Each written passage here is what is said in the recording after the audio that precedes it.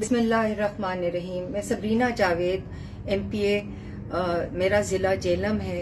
मैं यहाँ पर थोड़ी देर पहले भरपूर PTI के वर्कर्स के साथ एहतजाज में शामिल थी, जो कश्मीर के हवाले से हमने निकाला। बेहतरीन कामयाब तरीन एहतजाज था जादा चौक पे।